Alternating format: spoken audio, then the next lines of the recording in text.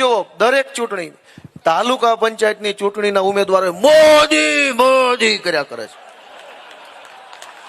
કોઈને શરમ નથી કે આ ચૂંટણી કઈ છે. આ તું જીતી જાય તો મોદી તાલુકા પંચાયતનો પ્રમુખ બનશે.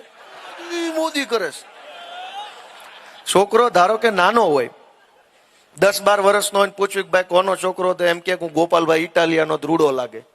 45 વર્ષનો થઈ જાય પછી એમ કે હું ગોપાલભાઈ નો છું તો કેવો લાગે? ગાંડો લાગે. આને ક્યાં બુદ્ધિ છે? એનું નામ નથી દેતો, એના બાપાનું નામ દે. 45 વર્ષે બાપનું નામ અમુક ઉંમર સુધી વટાવો સારું લાગે. 30 વર્ષ સરકારું છે. હવે બાપનું નામ નહીં, તમારું કઈક કામ હોય તો કયો. બાપનું નામ ન વટાવો, તમારું કામ હોય એ બોલો. તમે હું અહીંયા ઉકાળ્યું 5-25 નેતા જે લડે છે જનતા માટે, એ વધ્યા છે, એને વધવા દેવા છે કે પૂરા કરી દેવા છે? વધવા દેવા હોય તો મારો હાવણો. પાટીલે ચેલેન્જ મારી કે તમારી હતી એટલી સીટું લાવી બતાવો, લ્યો મારી ચેલેન્જ છે, એવું કીધું ને અમને. કાંઈ વાંધો નહીં બાપા, તમે મોટા માણસો છો, અમે નાના માણસો, તમે અમને હરાવી દો, એમાં કઈ નવાઈ નથી. તમે કદાવર માણસો કહેવાઓ, તમે પૈસા વાળા કહેવાઓ, તમે ગુંડા કહેવાઓ, તમારી પાસે સત્તા છે, તમારી પાસે પોલીસ છે, તમારી પાસે દિલ્હી સુધીનું પીઠબળ છે, તમે અમને હરાવી દો. તમે અમને હરાવી દો તો એમાં કઈ નવાઈ નથી. પાટીલે એવી ચેલેન્જ કેમ નો મારી કે આખા સુરતની વોર્ડ વાઇઝ સરકારી શાળા ધોરણ 1 થી 12 બનાવીને બતાવીશ? એવી ચેલેન્જ કેમ નો મારી? એવી ચેલેન્જ. નમસ્કાર મિત્રો, કિસાન સંદેશ ચેનલમાં આપનું સ્વાગત છે. મિત્રો, ગોપાલ ઇટાલિયાની આ જનસભા છે તે છેલ્લે સુધી જોવા માટે ખાસ વિનંતી કરું છું, કારણ કે ગુજરાતભરમાં રોજે રોજ ગોપાલ ઇટાલિયા કેટલી બધી સભાઓ કરે છે. ત્યાં સ્થાનિક સ્વરાજની ચૂંટણીને લઈને મુદ્દા ઉપર ગોપાલ ઇટાલિયા ભારતીય જનતા પાર્ટી ઉપર, CR પાટીલ ઉપર, હર્ષ સંઘવી ઉપર આકરા પ્રહારો કરી રહ્યા છે. લોકો આ જનસભામાં જે ઉમટી આવે છે તેને ગોપાલ ઇટાલિયાની વાત સાથે સહમત થાય છે. મિત્રો, ગોપાલ ઇટાલિયાનું ભાષણ સાંભળતાની સાથે જ અત્યારે જે લોકલ લેવલના મુદ્દાઓ છે તેને ગોપાલ ઇટાલિયા એવી રીતે લોકોની વચ્ચે મૂકી રહ્યા છે કે લોકોના મનમાં ઉતરી જાય અને લોકો ઝાડુનું સાવરણાનું બટન દબાવવા માટે ઉત્સાહથી મતદાન કરવા માટે જાય. મિત્રો, તમને આ ગોપાલ ઇટાલિયાનું ભાષણ કેવું લાગ્યું છે? આ વિડીયોમાં ચોક્કસથી કોમેન્ટ કરીને અમને જણાવજો. છેલ્લે સુધી આ વિડીયો જોવા માટે ખાસ આગ્રહ કરું છું. સાંભળીએ ગોપાલ ઇટાલિયાએ શું કહ્યું છે. ક્યાંય જવું ન હોય ને તો મત હાવણા નાપો. અહીંયા નહીં રહેવાનું છે ને, જેવું ધારી એવું સારું સિટી બનાવવાનું. ત્યાં સુવિધા નહોતી તો અહીંયા આવ્યા. ત્યાં કદાચ સુવિધા નહોતી છતાંય રહેતા હોત તો 5000 માં પૂરું પડે. જ્યાં જે સુવિધા નહોતી એ સુવિધા અહીંયા નથી, ના પૂરું 50,000 માં પડતું નથી. ક્યાં લેવા જશું? આ પરિસ્થિતિ ક્યારે બદલાશે?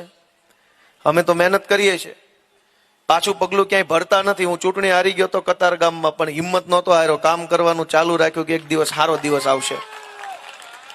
અનેક લોકોએ લોભમાં આવી, લાલચમાં આવી, ડરી જઈ, અતિ મહત્વકાંક્ષાઓમાં આવી જઈ, ભરમાઈ જઈને પાર્ટીઓ બદલી નાખી. એ ધારાસભ્ય બન્યા, હું ધારાસભ્ય બન્યો. એની ઈ ટર્મમાં જે આ ટર્મમાં બન્યા ઈ ટર્મમાં હું બન્યો, તો ફરક શું પડ્યો? લોભ લાલચથી પાર્ટીઓ બદલી, જમાત સાથે દગો કરી, ગદ્દારી કરીને પાર્ટીઓ બદલી નેતા બન્યા, એનામાં અમારા ફરક શું પડ્યો? અમને જનતાના આશીર્વાદ મળ્યા ને એને જનતા અત્યારે રોડે ચડાવે છે, જેણે જેણે પાર્ટીઓ બદલી. અને એટલે હું તમને એવી વિનંતી કરવા માટે આવ્યો છું કે 30 વર્ષ આપણા વેડફાઈ ચૂક્યા છે. જે મારી જેવા, રેખાબેન જેવા, અમારા JD કથિરિયા હાજર નથી, પેલા એ હતા કામરેજના નેતા, રામભાઈ જેવા, જે કાંઈ 5-25 નેતા જે લડે છે જનતા માટે, એ વધ્યા છે, એને વધવા દેવા છે કે પૂરા કરી દેવા છે? વધવા દેવા હોય તો મારો હાવણો. નહીતર તો પછી આમાં કેટલા દિવસ લડી શકાય? આ બધા જ નેતાઓ, CR પાટીલે ચેલેન્જ મારી કે તમારી હતી એટલી સીટું લાવી બતાવો, લ્યો મારી ચેલેન્જ છે, એવું કીધું ને અમને. કાંઈ વાંધો નહીં બાપા, તમે મોટા માણસો છો, અમે નાના માણસો, તમે અમને હરાવી દો, એમાં કઈ નવાઈ નથી.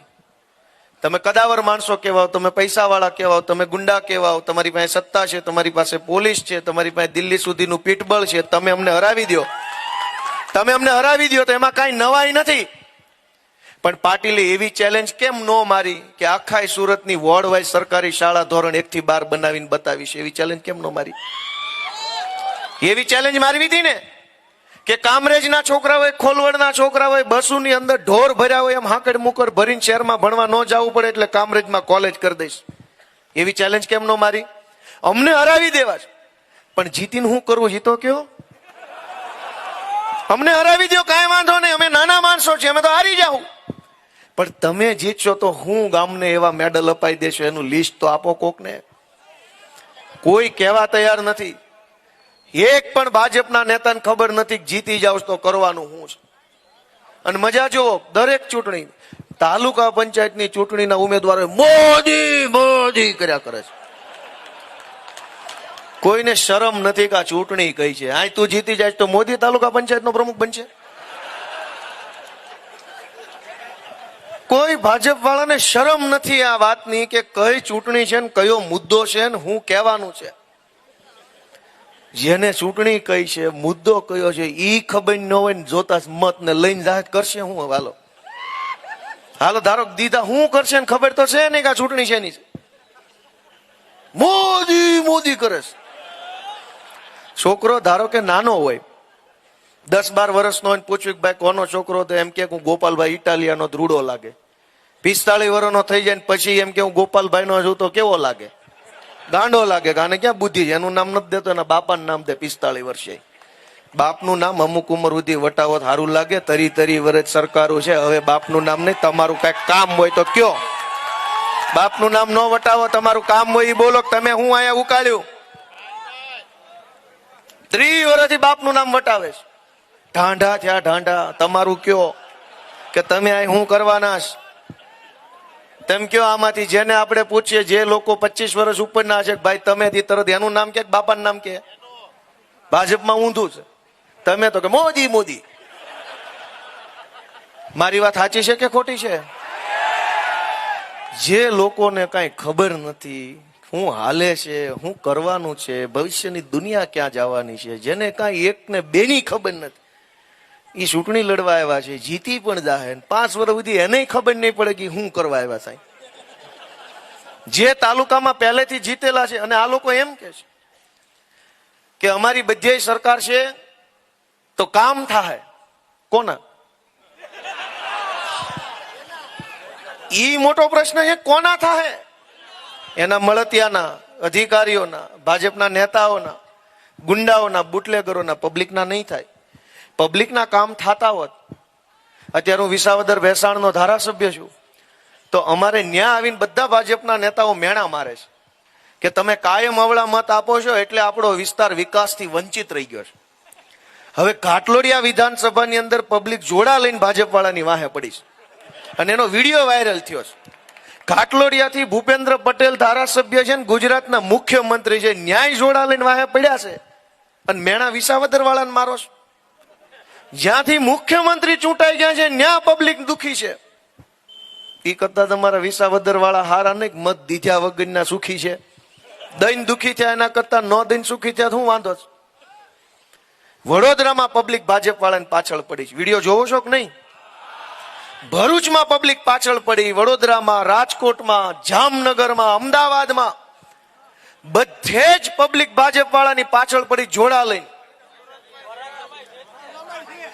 જ્યાં ભાજપની મ્યુનિસિપલ કોર્પોરેશનમાં સત્તા, જ્યાં ભાજપના ધારાસભ્યો, જ્યાં ભાજપના સાંસદ સભ્યો, ઉપરથી નીચે સુધી બધા જ ભાજપના માણસો ચૂંટાયા છે, ન્યા પબ્લિક બરાડા પાડે છે, ન્યા પબ્લિક નારાજ છે, ત્યાં પબ્લિક દુખી છે કે કામ નથી થતા.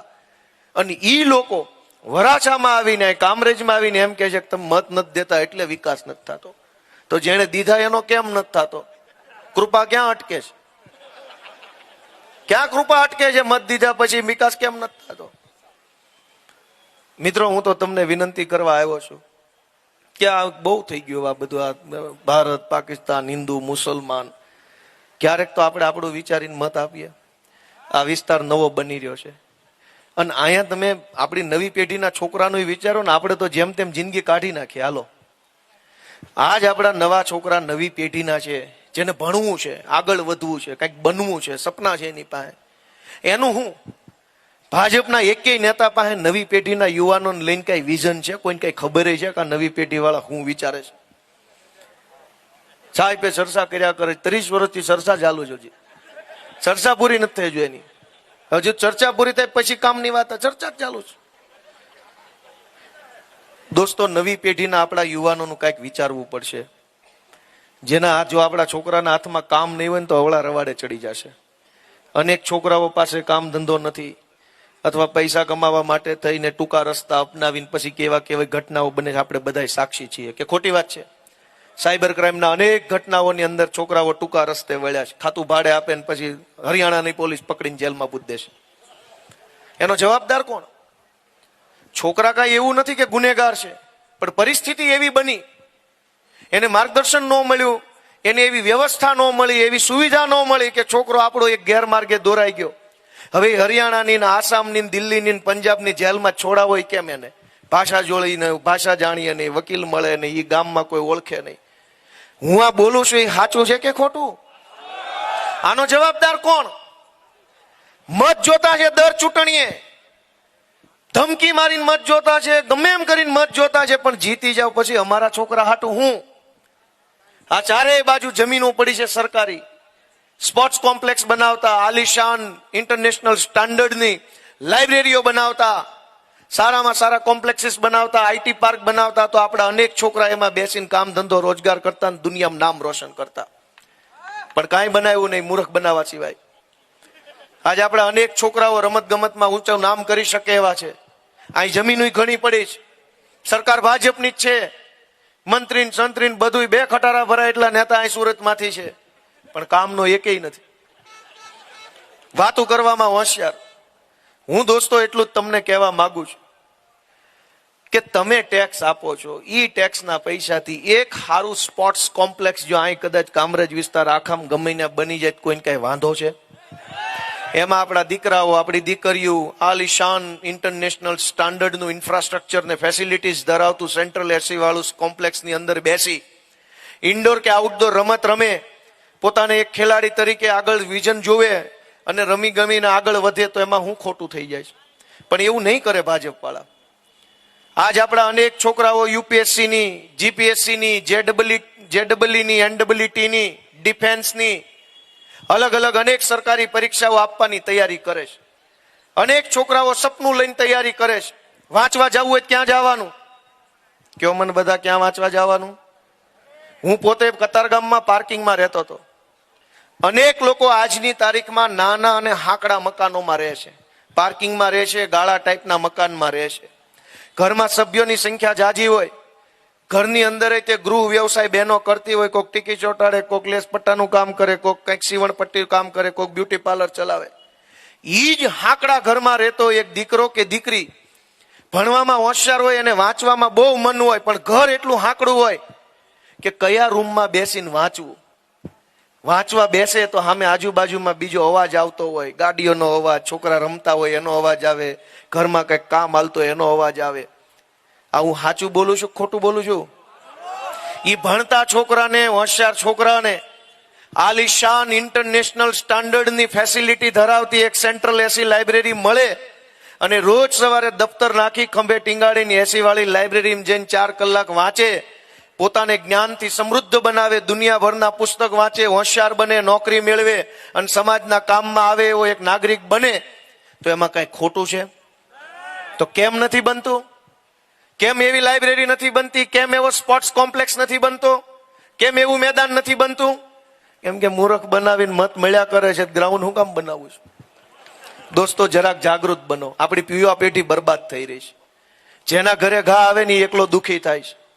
અનેક લોકોના બેંકના ખાતા ખરાબ થઈ ગયા, સિબિલ સ્કોર ખરાબ થઈ ગયા, કોઈ બેંકો હાથ પકડે એમ નથી, મકાનો તાળા મારી મારીને વયા ગયા છે.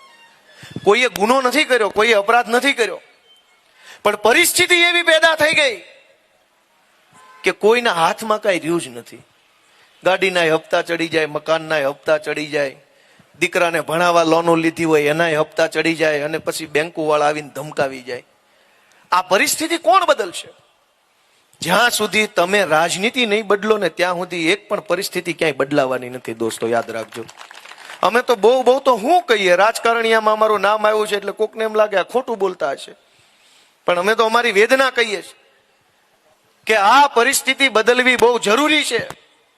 નહીતર આપણી નવી પેઢીના છોકરાઓ માટે કોઈ રસ્તો નથી વધવાનો. કોણ વિચારી શકે? તમે એમ વિચારો ને કે નવી પેઢી માટે કયો નેતા વિચારી શકે, એમ કયા નેતાની અંદર એટલી બુદ્ધિ છે જે આવનારા ભવિષ્યનું વિચારી શકે? આઈટી ને એઆઈ ને આવા બધા શબ્દો છે, પૂછો કોકને, આખું નામ તો પૂછો, બોલી બતાવે તો કહેજો ને. તો કેવી રીતે તમે કોના હાથમાં કમાન હોપો છો? હું તમને એમ કહું છું કે આ અમારા રેખાબેન કે અમારા અન્ય ઉમેદવારો ચૂંટાય તો એનો નેતા એનો સેનાપતિ ગોપાલ ઇટાલિયા અહીંયા ઊભો છે વકીલ.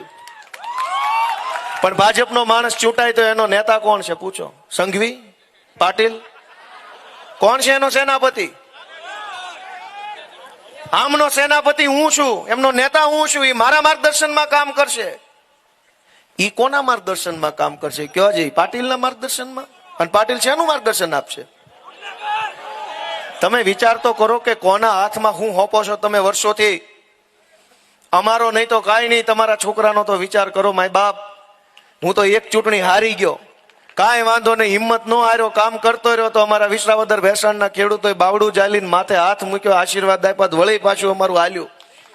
પણ હું કદાચ એકવાર હારી જાઉં તો મને શું થઈ જાય? મને ભગવાને એવો તાકાત વાળો ઘડ્યો છે, ભૂખે ન મરું, દુખે ન મરું. પણ હજારો લોકો શું કરશે? તમે જરાક તો વિચાર કરો. કેવા કેવા માણસોના હાથમાં કેવી કેવી સત્તા તમે આપીને બેઠા છો. અનેક લોકોનું જીવન છે ને એ આ મોત બરાબર જીવન છે. પણ આ તો સમાજમાં રહેવું પડે એટલા માટે જલ્દીથી કઈ કરાય નહીં. બાકી જો સમાજની શરમ ન હોય તો કેટલાય દવા પી જાય એમ છે. અનેક લોકોની પરિસ્થિતિ મને ખબર, કેમ કે હું તમારા જેવા પરિવારમાંથી આવું છું. અમે પાર્કિંગમાં રહેલા, અમને પીડા સમજાય. પાટીલને ન સમજાય, સંઘવીને ન સમજાય કે આ પીડા કેવી હોય. અહીં ભાડાના મકાનમાં રહેવાની, પાર્કિંગમાં રહેવાની કે ગાળા ટાઈપના મકાનમાં રહેવાની, એને નહીં સમજાય. એ અમને સમજાય. પણ તમે અમને શક્તિ નહીં આપો તો અમે શું કરી લેવાના? ગોપાલભાઈ જમણા હાથે લખે છે. આ પેનથી હું આખો ચોપડો ભરીને ગમે એવું લખું ને તો એ લખાણની કોઈ વેલ્યુ નથી. એ લખાણનું કાંઈ ન ઉપજે. પણ તમે મને મત આપો ને ધારાસભ્ય બનાવો ને પછી જમણા હાથે આ પેનથી 3 લીટી લખું તો ગાંધીનગર ધણધણી જાય આખું.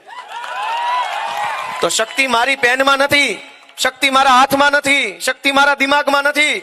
શક્તિ તમે બટન દબાવો તો ગોપાલભાઈ ઇટાલિયામાં શક્તિ આવે, બાકી ગોપાલભાઈ શક્તિ નથી દોસ્તો. તો શક્તિ કોનામાં છે? શક્તિ તમારામાં છે. પણ તમારી શક્તિ તમે કેવા માણસના હાથમાં હોપો છો? તમે શક્તિ ગોપાલભાઈ જેવાના હાથમાં હોપવા માંગો છો, પાટીલ ને સંઘવી જેવાના હાથમાં હોપવા માંગો છો? નિર્ણય તમારે બધાય કરવાનો દોસ્તો. તમે જેને શક્તિ આપો એની પેનમાં પાવર આવે, એના લખાણમાં તાકાત આવે. તાકાત તમારા હાથમાં છે. તમે કોને હોપશો? વાંદરાના હાથમાં તલવાર આવે તો ગામના ડોકા કાપી નાખે, ને હારા માણાના હાથમાં તલવાર આવે તો ગામનું રક્ષણ કરે. તલવાર તમારી પાસે છે, વાંદરાના હાથમાં દેવી, વકીલના હાથમાં દેવી. નિર્ણય તમારે કરવાનો દોસ્તો. આજ અમારી પાર્ટી નાની છે ને એટલે ભાજપ વાળા હાથ નાખી જાય છે માથે. એકવાર અમારી થોડીક પાર્ટી મોટી કરી દો ને હાવણો દબાઈને તો અમે જોયું છે કેટલા પાણીવાળા છે ભાજપ વાળા. આ તો નાની પાર્ટી છે, હાથ નાખી જાય છે. પાનનો ગલ્લો હોય તો કોઈક 50 નું ઉધાર લઈને કે નથી દેવા. રિલાયન્સ ને કહેશે કોઈ 100 નું પેટ્રોલ પુરાઈ નથી દેવા, ઘર સુધી આવે ન મૂકે. કેમ કે એ મોટી પાર્ટી કહેવાય. આજે અમારી પાર્ટી નાની છે એટલે અમને દબાવે છે. અને નાની એટલે છીએ કે અમે સાચા રસ્તે હાલીએ છીએ. બેફામ ખોટું કરીને સમાજને ગેરમાર્ગે દોરીને અવળા રવાડે ચડાવીને જેમ પાવે એમ જૂઠું બોલીને આગળ વધતું હોત તો ક્યાં વાર લાગે છે. પણ અમે એવા માણસો નથી. ભલે મોડી આવે પણ સરકાર અમારી ઈમાનદારીના રસ્તે આવે ને એવા નિષ્ઠાથી અમે નીકળ્યા છીએ દોસ્તો. તાત્કાલિક કાંઈ ન જોઈએ. અને એટલે હું તમને બહુ વિનમ્રતા સાથે રિક્વેસ્ટ કરું છું કે અમને આશીર્વાદ આપો. અમે સીધા માણસો છીએ, નાના માણસો છીએ. ક્યાંય અમે કાંઈ કોઈ મોટો લોકો ઉપર રોફ જાડતા નથી. આ હું ધારાસભ્ય બન્યો, તમે ગમે ના મને જોશો તો સિમ્પલ રીતે તમે મને જોશો. તમે મને ગમે ના મારા ફોટામાં જોશો તો હું વડીલોને પગે લાગતો જોશો. તમે જેણે જેણે માર્કિંગ કર્યું છે એ કઈ એક છે. હું દરેક વડીલોને પગે લાગુ, દરેકની હારે નમીન વાત કરું. કોઈ દી ઊંચા અવાજે વાત નહીં કરવાની, કોઈને તુકારો નહીં કરવાનો. કોઈ મને કંઈક કહેતો હોય તો અધ વચ્ચે હું વાત કોઈ દી કોઈની કાપું નહીં. પૂરેપૂરી સાંભળી લઉં, ખોટી હોય સાચી હોય જે હોય પેલા એકવાર સાંભળી લેવાની થાય. અને નેતાઓ કેવા કેવા છે કે ધારાસભ્ય ચૂંટાય તો 3 ડઝન MLA ગુજરાત લખેલા પાટિયાનો ઓર્ડર આપી દે. એક ભત્રીજાને આપે, જમાઈને આપે, વેવાઈને આપે, પોતાના સોસાયટીની ગેટે એક મારી દે, ગેટની વાહેલા દરવાજે એક મારી દે, ગાડી ઉપર એક મારી દે, ગાડીની પાછળ એક મારી દે, લૂના ઉપર લખી નાખે, એક્ટિવા બધે MLA ગુજરાત બધી જ જગ્યાએ લખી નાખે. ને આખી પબ્લિકે જે સત્તા આપી છે એનો રોફ પબ્લિક ઉપર પાડે. મેં મારા ફેસબુકમાં લખ્યું નથી કે હું MLA ગોપાલ છું. ન્યાય હજુ ગોપાલ ઇટાલિયા જ લખેલું છે, MLA નથી. કેમ કે ઈ કઈ હું મહાન નથી. તમે મત આપ્યો એટલે હું MLA છું. તું મહાન તમે છો. મારે ક્યાં પાટિયા મારવાની જરૂર? તમારે પાટિયા મારવાના કે MLA અમે છીએ, ગોપાલને મત આપ્યો છે. મારે ક્યાં પાટિયા મારવાના છે? તમે મને ક્યાંય મારી ગાડીમાં, દુકાનમાં, ફેસબુકમાં, ટ્વિટરમાં ક્યાંય તમે મારું પાટિયું નહીં જો કે MLA ગોપાલ, ગોપાલ ઇટાલિયા જ લખેલું છે. અને એ મારી મહાનતા નથી, ડ્યુટી છે, ફરજ છે કે જનતા તમને આશીર્વાદ આપે તો એને વિનમ્રતાથી સ્વીકારી લેવો, અને જનતા તમને મોટા બનાવે તો એની સામે મોટા ન બનવું, ક્યારેય એની સામે નાના રહેવું. એ અમારી સમજણ છે. અને ભાજપ, તમારા મતથી ભાજપ વાળા જીતે પછી શું કરે છે? ધાક ધમકી મારે છે.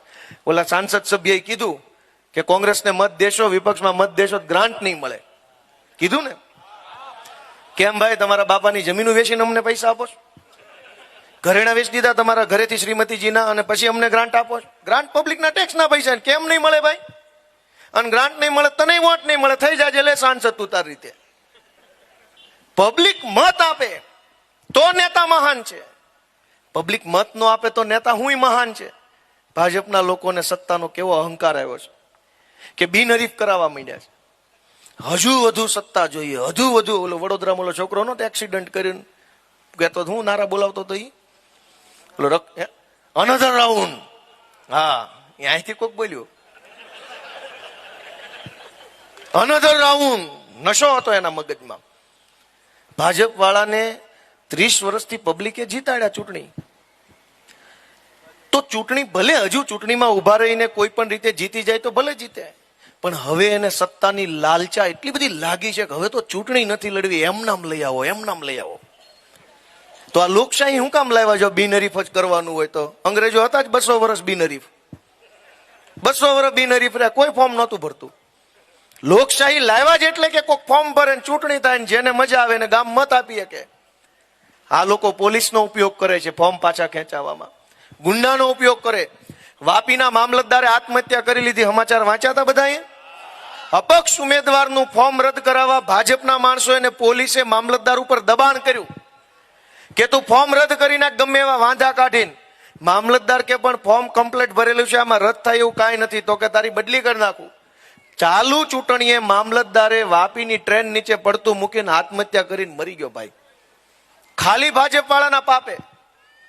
અનેક લોકો, એક ખેડાનો એક કિસ્સો તો મેં બધી સભામાં કીધો કે એની ભૂતપૂર્વ પ્રેમિકા પકડી આવ્યા પોલીસ વાળા, છાપામાં આવ્યું તો ખ્યાલ છે.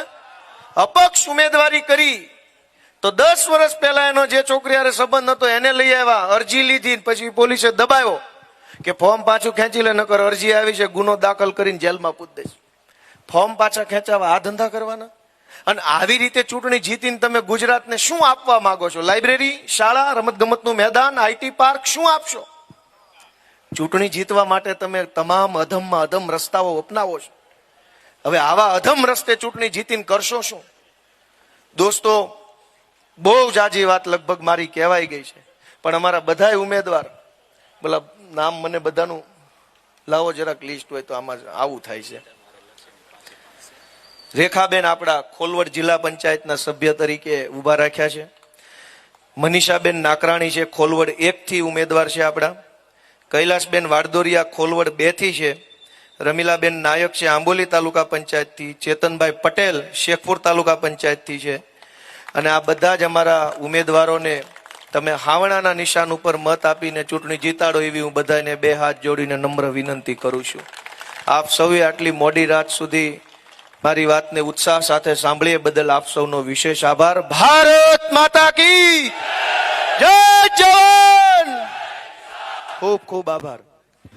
મિત્રો, આ ભાષણ છેલ્લે સુધી સાંભળ્યું, આપનો ખૂબ ખૂબ આભાર. ગોપાલ ઇટાલિયાનું ભાષણ તમને કેવું લાગ્યું છે? આ વિડીયોના કોમેન્ટ બોક્સમાં ચોક્કસથી અમને કોમેન્ટ કરીને જવાબ આપજો. મિત્રો, તમારી એક કોમેન્ટ છે તે અમે વાંચતા હોય છે, તેનો રિપ્લાય આપતા હોય છે અને અમારા માટે ખૂબ જ મહત્વપૂર્ણ હોય છે. મિત્રો, આવા જ વિડીયો જોવા માટે, આમ આદમી પાર્ટીના નેતાઓના ભાષણો અને વિડીયો સાંભળવા માટે આ ચેનલને હજી સુધી જો તમે સબસ્ક્રાઇબ ના કરી હોય તો સબસ્ક્રાઇબ કરી બાજુનું બેલ આઇકોન ક્લિક કરવાનું ના ભૂલશો. અને મિત્રો, જો તમે આ વિડીયો છે તે ફેસબુકમાં જોઈ રહ્યા હોય તો કિસાન સંદેશ નામનું જે ફેસબુકનું પેજ છે તેને ફોલો કરવાનું ચૂકશો નહીં, કારણ કે આમ આદમી પાર્ટીના નેતાઓની કોઈ પણ સભાઓ હોય તે પેજ ઉપર તે લાઈવ તમને ચોક્કસથી જોવા મળશે. હાલ આ વિડીયોમાં બસ આટલું જ. હવે મળશું કાલે એક નવા વિડીયો સાથે. હાલ અમને રજા આપશો. ભારત માતા કી જય. જય જવાન, જય કિસાન.